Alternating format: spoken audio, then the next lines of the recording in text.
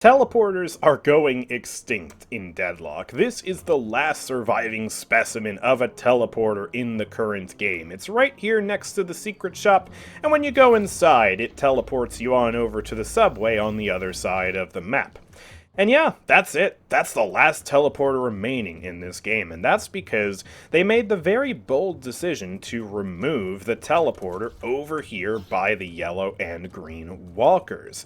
And it's a decision that's not without controversy. Some people like the change, other people don't necessarily like the change, and it's a change that comes with big meta implications and macro implications. So that's exactly what I want to talk about in this video. Why did they remove these teleporters? What are the implications of it? Why do some people like it? Why do some people not necessarily like it? And how does it compare to when they removed the previous set of teleporters, which was over here in the middle of the map? You could come down here, and you could pop under here and go into a teleporter. You can even see this little ramp area where the teleporter was before they paved it in with concrete. So how is that any different? Well, it's a lot to talk about, so let's get started. So, why did they remove the teleporter over here by the walker? Well, it's my understanding that they felt it was too easy for a team that was on the other side of the map to come over and defend a walker if it was being pushed. Let's say you're over here minding your own business on the yellow lane, you're just doing a bit of farming, and you notice that your green walker is under attack. Well, previously you could just get on the zipline, slide down here, and teleport on over, and that was much faster than what we have to do now, where if you are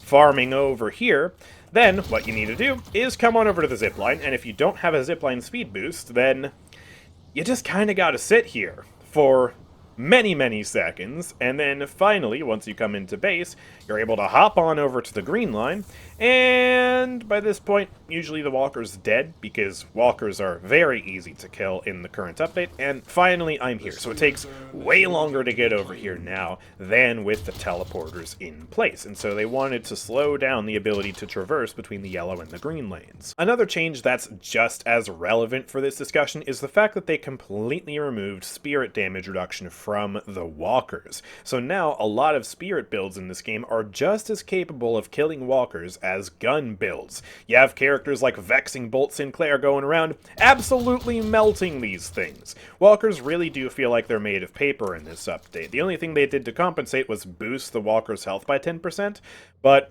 that still results in the walkers being net way squishier than they were last patch.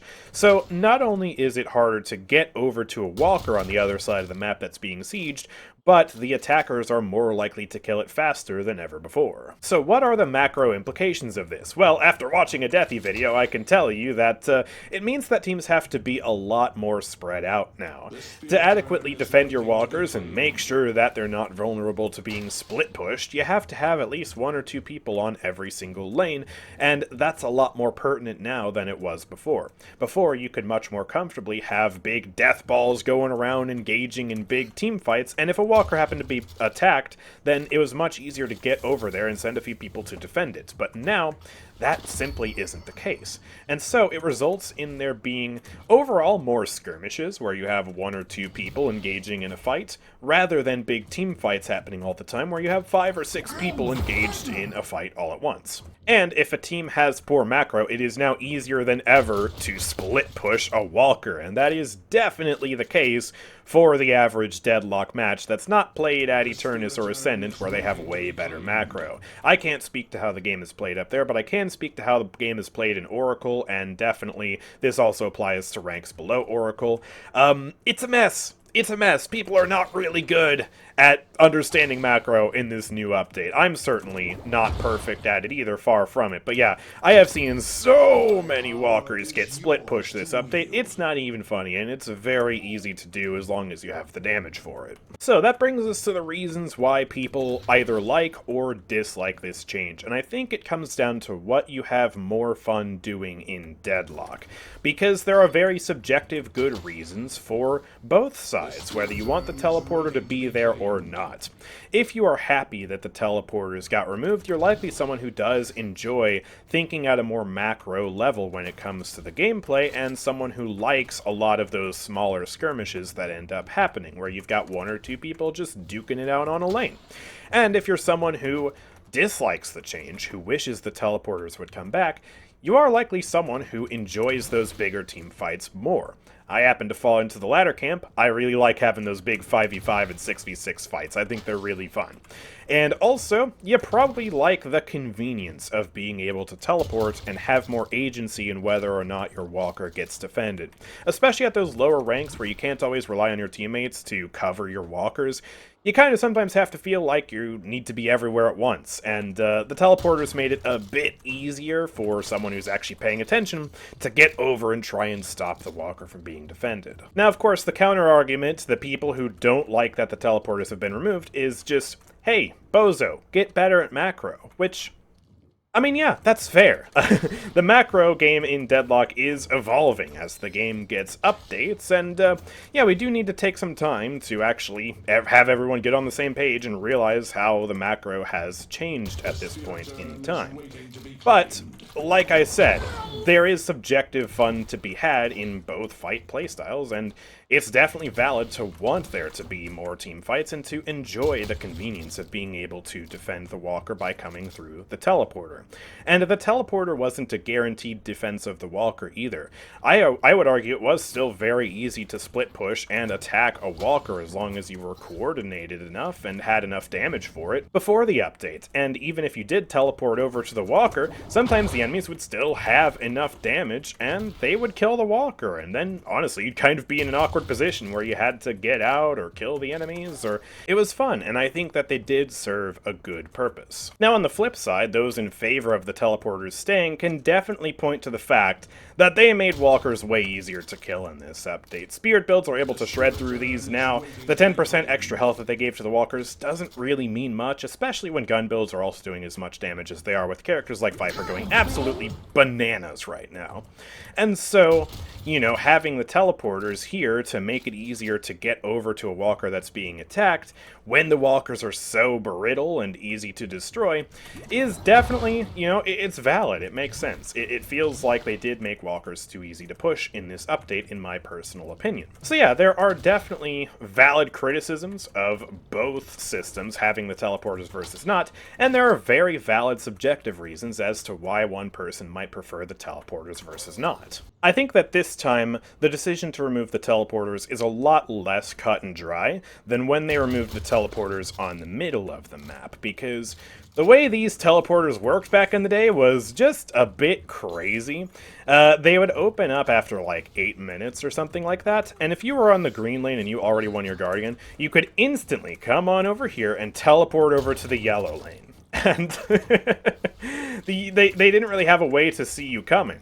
Because, you know, if I go over from the green lane over to the blue lane, obviously, I have to spend a bit more time actually, you know, walking over there. Maybe I take the jump pad up here, and then I come onto the bridge, and I'm playing Viscous, so I get a little boost from my Puddle Punch, and now I'm here, and they can see me coming from a mile away. But if you were to teleport through here to go and gank over on yellow, then the people on yellow would basically have no response time to react to you until you were already on top of them. There's even a veil here covering up the teleporters, so, like, it just wasn't nearly as fair as the other teleporters over by the walkers. I think there's a lot more of a justification for the teleporters by the walkers to stay in the game, as opposed to the teleporters over here in the middle. I think there are very few reasons for these teleporters to stay, but I do see genuine reasons why Valve might want to consider bringing the teleporters by the walkers back. So ultimately, that's where I leave it to you in the comments section to tell me what you think about these walkers. I've seen many opinions going both ways. I think I've seen slightly more negative opinions about this change than positive, but that may also just be the nature of the comment sections of videos. So I would love it if you would tell me what you think about the teleporters in the comments section down below. I've tried to lay out good arguments for both sides of the aisle when it comes to opinions on this change, and I hope I've done a good job of representing the implications of the change as well. Also, I probably should have mentioned this in the video where I discussed the Rejuvenator change. You can also leave feedback for Valve on the forums. They're more likely to read your feedback there than on the comments section of this video. I have no idea if anyone at Valve watches my videos. They probably don't, so that's a better place to go if you actually want Valve to see your criticism, but I will certainly be reading the comments of this video, and I would love to hear your opinions. So, yeah, let me know what you think about this change. Is it good? Is it bad? I don't know. We'll just have to see. Personally, I do kind of miss the teleporters. I feel like the ease of use is justified for most average and even, mid-high-ish rank lobbies, like Oracle 5 lobbies. It still just feels like a very necessary tool, because nobody's going to have perfect macro, and they just made it a little bit easier, and I think they were still very fair. But of course, let me know what you think in the comment section down below. If you enjoyed this video, then of course make sure to drop a like and subscribe for more videos from me. I'm making a ton of videos on the channel. Update videos, now discussion videos apparently is a fun thing we're doing this update. We've got gameplay videos, silly builds, a whole bunch of reasons to subscribe, so I'd really appreciate it if you would do that. And with all that being said, thank you guys for watching. I will see you all next time. Peace out.